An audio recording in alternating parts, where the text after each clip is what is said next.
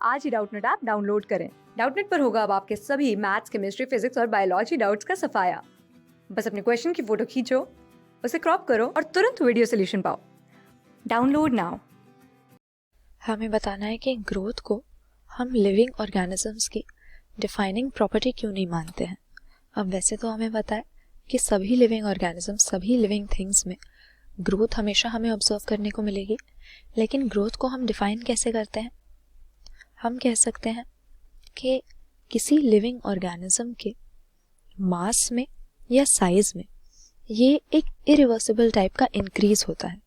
लेकिन हम देखते हैं कि सिर्फ लिविंग ऑर्गेनिजम्स में ही नहीं, इस तरह का मास का इंक्रीज तो नॉन लिविंग थिंग्स में या नॉन लिविंग ऑब्जेक्ट्स में भी हो सकता है।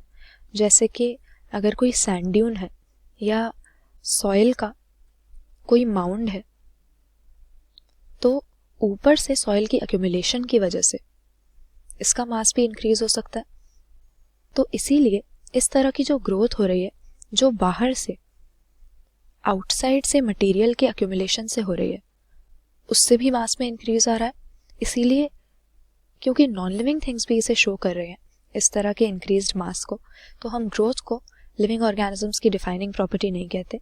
लेकिन अगर हम स्पेसिफिकली बोलें इंट्रिंसिक ग्रोथ, तो इसे कहा जा सकता है सभी लिविंग ऑर्गेनिजम्स की फंडामेंटल प्रॉपर्टी, क्योंकि बाहर से मटेरियल की एक्यूमुलेशन की वजह से नॉन लिविंग ऑब्जेक्ट्स का मास इंक्रीज हो सकता है, लेकिन लिविंग ऑर्गेनिजम्स का जो ग्रोथ होता है, साइज में या मास में इंक्रीज होता है, एनलार्जमेंट होता है, ये अंदर से सेल डिवीजन की वजह से इंट्रिंसिक टाइप की ग्रोथ होती है।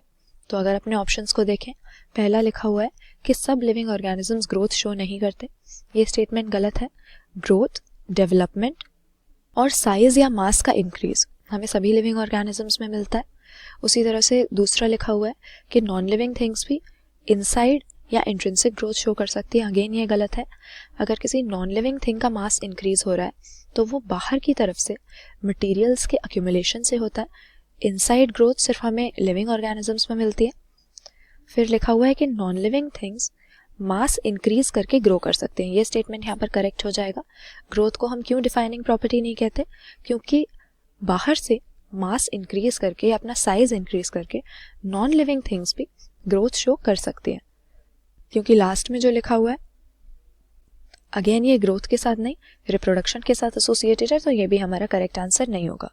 हम कहेंगे ग्रोथ को क्यों नहीं हम मानते हैं लिविंग ऑर्गेनिजम्स की प्रॉपर्टी?